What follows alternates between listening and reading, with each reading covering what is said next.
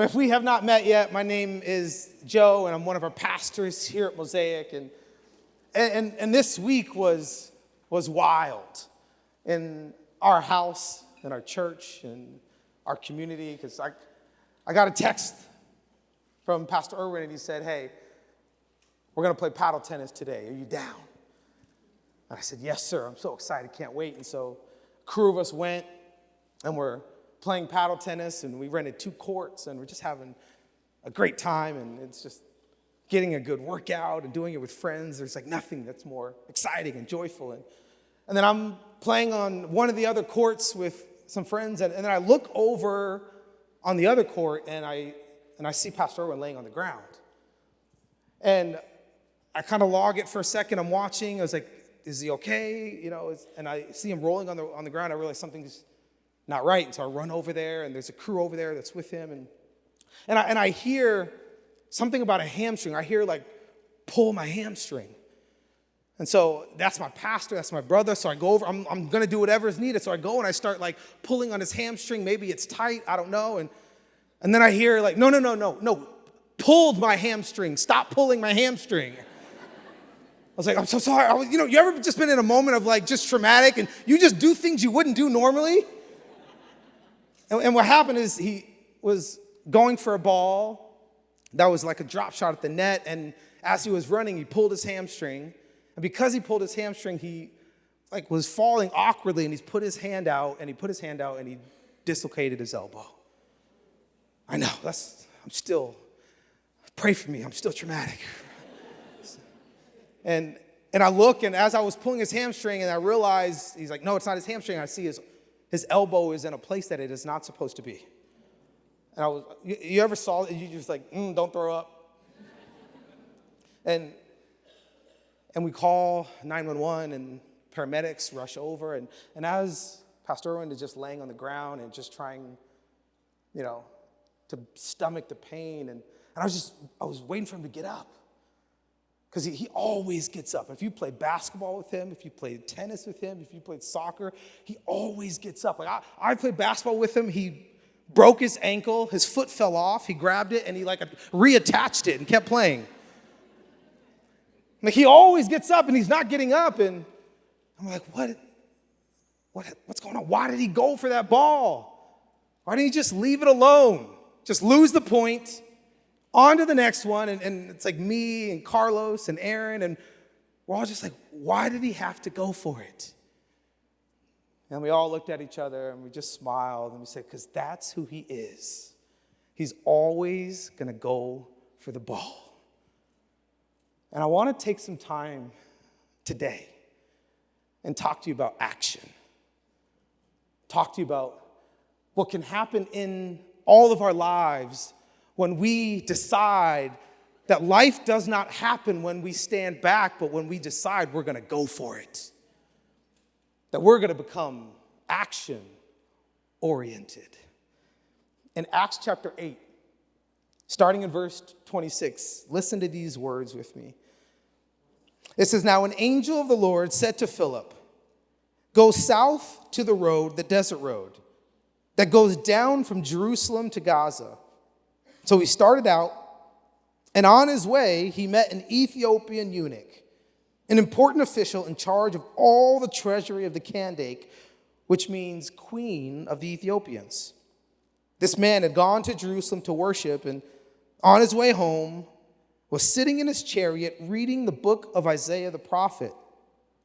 And the Spirit told Philip, 'Go to that chariot and stay near it.'"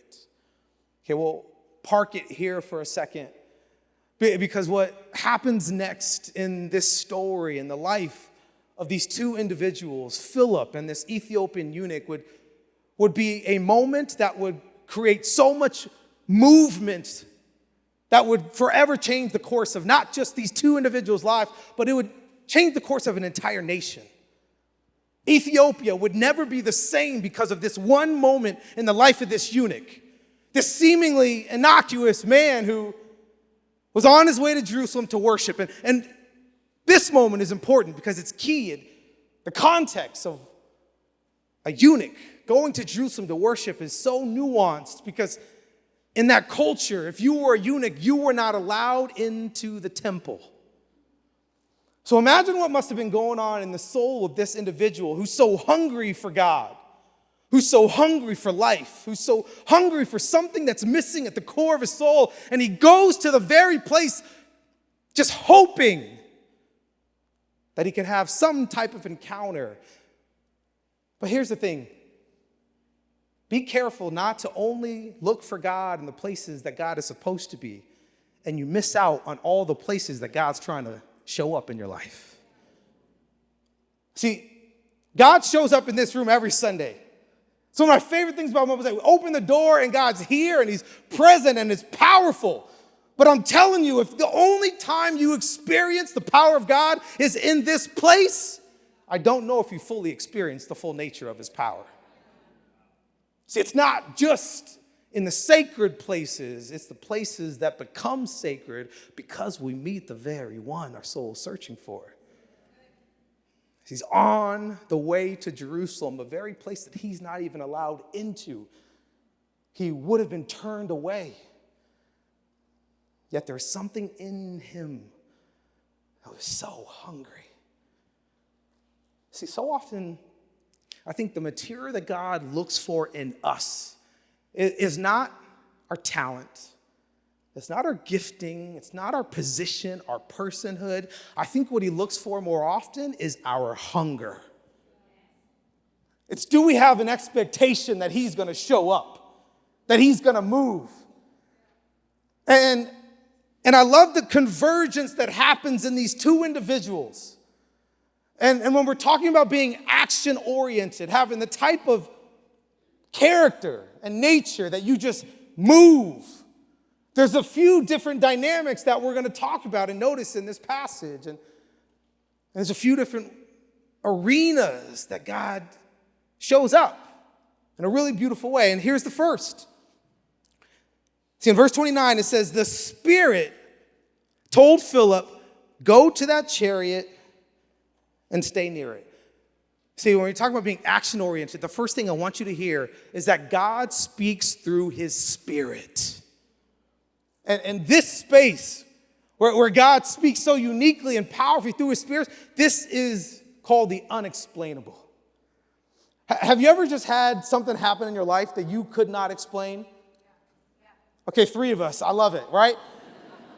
Have you ever just been praying about something or believed in something or hoped it, and you believed it and you hoped and you were expectant, and then it happened, and then you were like, no way that happened. And you just start questioning the very thing, right? That's because we're so complicated. But isn't it fascinating that this room is filled with things that are unexplainable? But this room is filled with things that happen that if it happened to somebody else, we wouldn't believe it. But the problem is when it happens to you, you can't deny it. I remember one week at Mosaic. It was after our night gathering, and me and Pastor Carlos, we would just go and have dinner, just somewhere in the city afterwards, and it was just finding new places to eat, and we would just go and explore, and we love finding new restaurants. But this particular day, we were like craving Korean barbecue. Just like something in our soul was like, you're meant for bulgogi and galbi and kimchi. And so we said, let's go get some Korean barbecue. And so hopped in the car and we just took off. We started driving, and he's in one car, I'm on the other. And at no point did we communicate which Korean barbecue restaurant we were going to. We just said Korean barbecue, yes, hopped in the car and took off. And then as I'm driving, I realized, oh yeah, we never said where we're going, and it's okay. Like, he was in front of me, and so I was like, I'll let him lead the way, and wherever the Spirit tells him to go, that's where we're going. And we're driving, and we get to this, it's green, this light, and then all of a sudden it turns yellow, and everybody knows the universal rules of following each other, right? If a yellow light hits, what do? Stop! Except if you're Pastor Carlos Pimentel. That yellow was an invitation to go faster. And he takes off, speeds through the yellow light as it turns red, and then I have a decision to make, right? It wasn't yellow for me, it was red.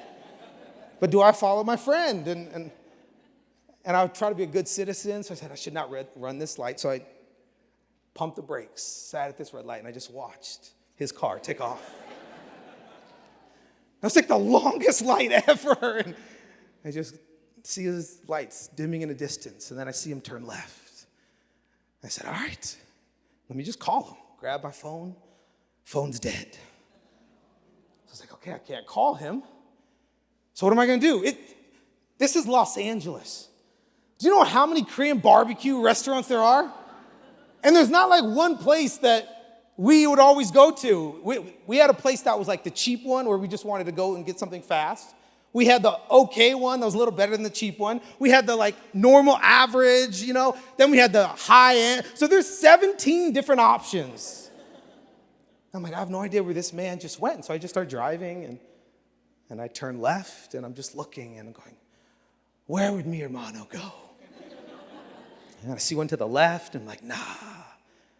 And I see another one, and nah. And I just keep going and going. I'm like, this is ridiculous. I'm never going to find this guy. Except for, I know we had spent so much time together.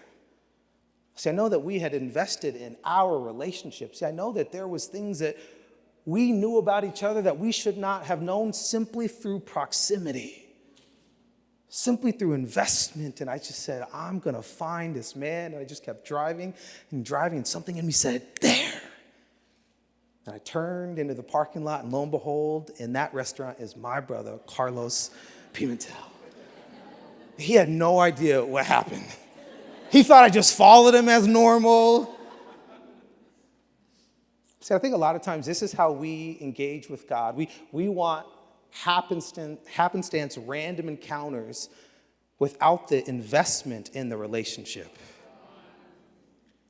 But I'm telling you, when you take the time to invest in your relationship with God, He will not simply speak to you through words. He will speak to you through the mysterious, through the unexplainable, that He won't even have to open up His mouth, and it'll be as if He's screaming inside of your soul. I can't tell you how many moments in my life I have just been desperate for God, and I haven't been able to find the words. I haven't been able to articulate what it is I need, but I just said, God, I need you to do what only you can do, and I need you to find me.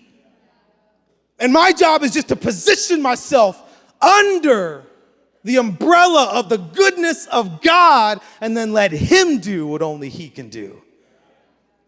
See, God speaks through His Spirit. But the question is, are you listening? The question is, do you know what His voice sounds like? And I love that Philip was so connected to the Spirit of God, so connected at a heart level with the living God, that when the Spirit told him to go, he didn't question, he didn't delay, he simply obeyed. I wonder how many times in your life and my life that God has spoken and told us to go, but we paused because we asked which way. I wonder how many moments in our life God has been trying to get our attention, and we finally position ourselves to hear from Him, and then He simply just says, go, and we wait for further instructions. The problem is that's not how faith works. It's not how you and I get so pulled into the magnetic vibrancy of the living God that what He wants to know is not simply, do you hear His voice, but do you trust His essence? And just go. So you may be here and you're like this eunuch, and you're like, I just don't know how to find God. I don't even know where to look. I've gone to the temple, I've gone to the church, I've gone to the mountains, I've tried everything, and I don't know where to look. God, where are you? And if you're here and that's your reality, where you're hungry and you're desperate, you're open, I've got good news for you. In those moments when we do not know where to find God, watch how he sends people into your life as a representative of him. And he brings to your soul the very things that you could not have without him. See, sometimes God packages the gift that you've been praying for in the heart of a person. I love that this eunuch is just desperate, chilling on the side of the 405, pulled over in his chariot. And Philip just responds to what God tells him to do that simply says, go and stand near it. Then verse 30, it says, then Philip ran up to the chariot and heard the man reading Isaiah the prophet. Do you understand what you are reading? Philip asked. How can I, he said, unless someone explains it to me? So he invited Philip to come up and sit with him. This is the very passage of scripture the eunuch was reading. He was led like a sheep to the slaughter. And as a lamb before its shearer is silent, so he did not open his mouth. And in his humiliation, he was deprived of justice. Who can speak of his descendants? For his life was taken from the earth. And the eunuch asked Philip, tell me, please, who is the prophet talking about? Himself or someone else? And then Philip began with that very passage of scripture and told him the good news about Jesus. See, this is such a beautiful moment that Philip responds. He hears the Spirit lead him to go. He follows the road and he comes across this man searching for God, hungry, desperate. And then he is invited up. And he asked this eunuch, do you understand what you're reading? And he has this honest moment. How in the world am I going to be able to understand it unless someone explains it to me?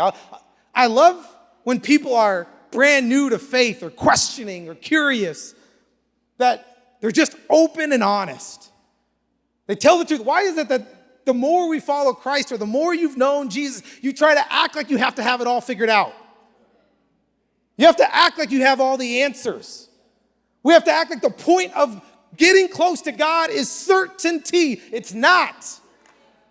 The point of getting close to God is that he reveals things to us that we cannot see on our own.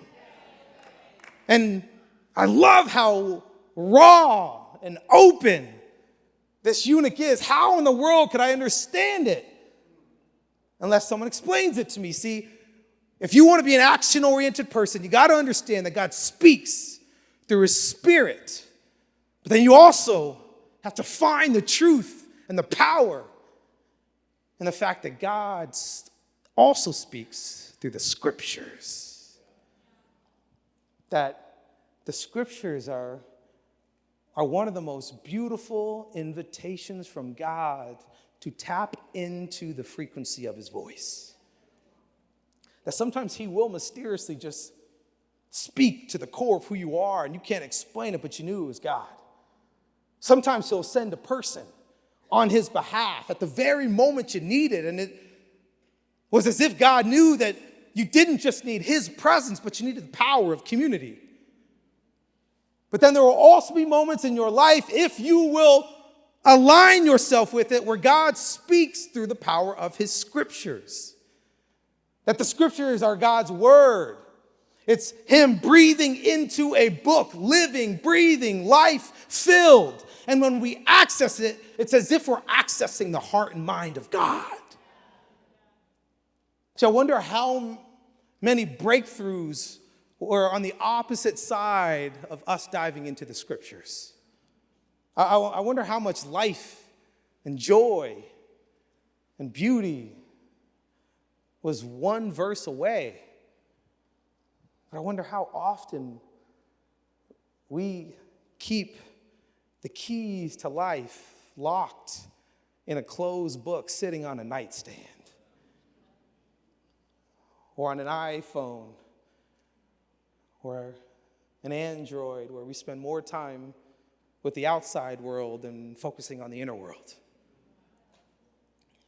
See, God speaks through the scriptures. See, and this is all about the tangible, because God knew that we would need something that we could access, something that we could engage and dive into, something that could be a translator to the very mind and heart of God. We have a 2-year-old named Rocky who we call her our warrior princess, because she's she dresses and loves princess. She's the most beautiful little 2-year-old you'll ever meet. But at the same time, she's a warrior. She will hug you and kiss you and melt your heart, and then she'll punch you in the face and be like, I got 3 older brothers. What you gonna do about it? But right now she's, trying to talk, and there's certain things that we definitely know and understand and we hear as clear as day, but there's other things she's babbling like a 2-year-old, and we just, for the life of us, cannot understand her. And she'll get so frustrated, and she'll be communicating very clearly in her mind, and it will be complete nonsense. And we'll just have to grab one of our 3 kids and say, hey, come here. What is she saying? And she'll, and then we'll look to one of our kids and they'll go, oh, yeah, she says she's really tired and she's had a really long day, and she would just really appreciate it if you would just put her down for a nap so she could rest and be fully energized again. I'm like, oh, somebody, your alarm is going off. That's you. Are you ready to get baptized today? I mean, God speaks. Are we listening? But there's moments in little Rocky's life where we will never be able to know what she's saying if we're not close to a translator. If we don't have somebody that could take what is not being heard and communicate so that we could be intimate again. See, the scriptures were God's promise to us that every time you feel like my voice has been silent, I've given you a translator. I've given you access into the very things that your soul longs for, but I'm never going to force you. I'm only going to invite you. And the scriptures are one of God's greatest gifts to us. I love going back into my life and remembering moments even in the present where it was unexplainable when I open up the scriptures and it moves from a verse on a page into a declaration in my soul. How about you? I love diving into the scriptures and seeing what God can say to me when I have an open ear and an open spirit. So when this eunuch is on the side of the road and he's reading this passage that doesn't make any sense to him, I love that Philip just comes up and he begins describing to him and talking to him. And he has this, again, honest moment. Who is the prophet talking about, himself or someone else? And then Philip just begins describing this passage where years earlier Isaiah is prophesying what would happen when Jesus enters into the story. And it's as if you could see this eunuch's soul come alive. Oh, this is what I've been searching for. This is what I've been waiting for. Man, I love having coffees and lunches with new friends, with new people that I just get to hear their story. And this week I had lunch with a new friend. And have you ever had a lunch or a coffee with somebody and you just knew it wasn't a meeting like another meeting? All right, you just knew that there was something deeper. You knew that you needed to hear something. Or even, have you ever been in a moment where you were supposed to be the encourager, but you were the one who left encouraged? And this was me this week, and I met with this friend, and we're just talking about his faith journey and brand new. And he just has the biggest smile on his face as he's talking about how much he loves Mosaic and how much it's just changing his life from the inside out and how much God is speaking to him. And he's like, I love coming into this place every week. And then we just start talking about baptism, and because I know that's the conversation for him, that next step, that action-oriented. And I said, all right, well, what's going on in your soul? Are you ready to get baptized? And he was like, You asked if I was ready to get baptized. That's a whole different conversation. Do I want to get baptized? Yes. He was like, do I feel ready? Because I have all these questions. I have all these doubts and I'm not certain. Have you ever been there? Just in life where you're like, you wanted to do something, but you were just not certain that it was what you should do? And I think so often in our lives, that's what we search for. We search for certainty.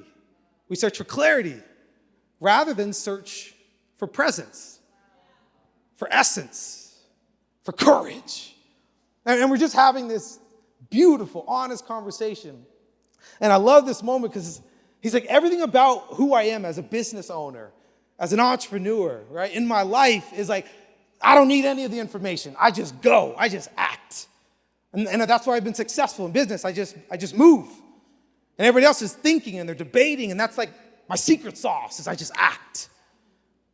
You ever had somebody talking about something and you see it before they see it? And he's like, I just act. I just know. I just move. I don't need all the data. I don't need all the information. And I'm just like, this is good. Yeah. And he's like, but then with baptism, I'm just so jammed up because I don't have all the information. I said, oh, see, this is what God's trying to teach you. See, this is what God's trying to teach us. We want all the information, and he wants to give us all the courage. We want all the facts. And he's like, no, you have all the information you need. Now, what are you going to do with it? Are you going to trust me in the midst of the uncertainty? Are you going to trust me when everything hasn't lined up? And are you going to have the courage to not move and act and step when it makes sense? But you're going to have the courage to move forward because you know it's the very thing that will unlock your future forever. See, this eunuch reads this passage of Scripture talking about Jesus, talking about the very thing that he didn't even know he would encounter. And he's forever moved as Jesus is pulling him in on the side of the road. And then verse 36, it says, as they traveled along the road, they came to some water, and the eunuch said, look, here is water. What can stand in the way of me being baptized? And he gave orders to stop the chariot. And then both Philip and the eunuch went down into the water, and Philip baptized him. And when they came out of the water, the Spirit of the Lord suddenly took Philip away, and the eunuch did not see him again, but went on his way rejoicing.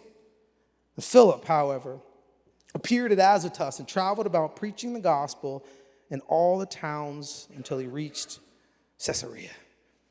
See, this is the seminal moment in this passage. This is the crescendo. This is the climax.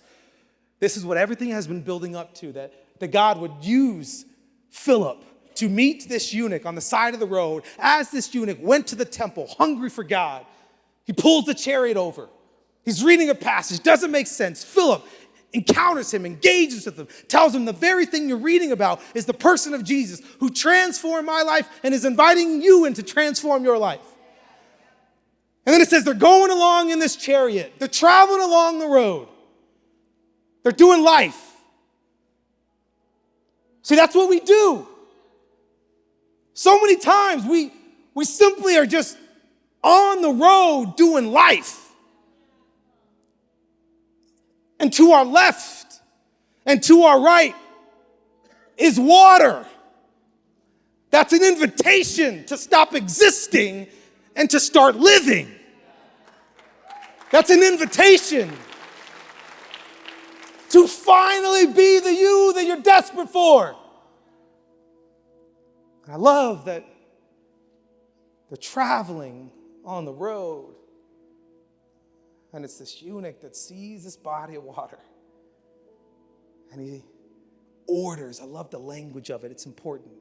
It says he orders the people and tells the chariot, stop. See, sometimes the most powerful choice you could make is to simply stop.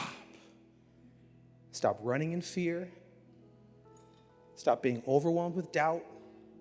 Stop letting your mind race with all the negative projections. Stop overthinking. Sometimes the most powerful thing you can do is stop. So then you finally give your soul space to hear. Give your soul to see. But more importantly, you give your soul space to act. Because when we're action-oriented, when we step into the new, when we rise above, it's because we finally found the power and that God will speak through his Spirit and God will speak through the scriptures. But then we're finally arrested by this reality that God speaks through our actions. That God's waiting. Where he said, I've already done my part. I've already showed up. I've already moved. I've already aligned. Now it's time for you. What will you do? And this eunuch sees a body of water. He stops the chariot. And he says, what's keeping me from being baptized? I love this moment that it was not Philip telling the eunuch what he should do. It was not even God having the conversation saying your next step is baptism. It was the eunuch who said, what are we going to do now? I think my next step is baptism. And he bust out of that chariot that was holding him in his past. And they go to that body of water. And the future is forever changed. See, maybe you're here today and you're like this eunuch where you have just been searching for life and you don't know how to find it.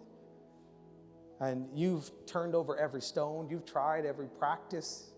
You've meditated. You've saged. You did ayahuasca. You held a crystal. Maybe you even prayed. And still, something's missing. And maybe the very thing that is missing in this moment right now is that it's God wanting, before he does anything else in your life, just to remind you that you are his. To remind you that, just as the eunuch read in this passage, that there was a moment in human history when God stepped into our story, where he was like a lamb that was being led to the slaughter. That he would give up everything, fully sacrifice himself, fully submit himself, that he loved you and I enough to make the ultimate choice. And maybe you're here, and the practical next step that you need to take is to trust Jesus with your life, is to go all in with him. No turning back. Where you meet him at the altar with your fears and your worries and your doubts and your insecurities and your questions, your pain and your trauma, your brokenness, and in exchange, he takes all of that and he gives you his life. Maybe for you, that's the first step that will dramatically forever alter not just your today, but your tomorrow and beyond. If you're here and it's time to step over the line of faith, to say yes to Jesus, to give him your heart and soul, then let this be your moment. I want all of us to bow our heads and close our eyes. If you're here in this room, if you're listening online, and you know Jesus is knocking on the door to your heart. You know you're like this eunuch and you have just been searching and searching and searching and you haven't been able to find the joy. It's because the joy is wrapped up in the person of Jesus awaiting you on the other side of your fears. If you're here and you're ready to fully trust Jesus with your life, you're ready to no turning back, go all in, you're ready to give him all of yourself, then right now I just want you to pray this simple prayer with me and tell him, Jesus, I give you my life. Tell him right now. Say, Jesus, I give you my life. And with those words, just receive his life, receive his grace, receive his forgiveness, receive his hope, receive all the things that you've been searching for and haven't been able to figure out or find. And if that's you right now, and you're just holding on to existence, ready to choose life, tell him, Jesus, I give you my life. Okay, if that's you today and you made that choice without overthinking it, without waiting, I just want you to raise your hand right now and say, yep, that was me. Today I chose Jesus. Beautiful. Beautiful. I see you. Anyone else? I see you. Hold that hand up high. I don't want you to. This is a marker today. This is a moment where you're leaving different. Don't be ashamed. Don't worry about who's looking. Beautiful. I see. Raise that hand high. Say a new me is emerging. Father, I pray for every single person who has their hand held up right now. I pray you would wrap them in your love, Father. I pray you would whisper to the core of their soul how much they matter to you. I pray that you would set in them a new them that the world desperately needs. And I pray today they would choose to be action-oriented people and that their life would be forever transformed because of this moment. We thank you, Jesus. We love you. We ask all this in your name. Amen and amen. Hey, Mosaic, can we just thank God for every person who said yes to him today? Beautiful. Man, today is such a beautiful day because we get to baptize some incredible people in our community today. So if you're here and you're already changed, you're ready, you're about to get baptized in about 5 minutes, I want you to stand up right now if that's you and you're getting baptized. We're going to open up these doors, and if that's you getting baptized, stand up, going through these doors. Come on, Mosaic, give it up for everybody getting baptized.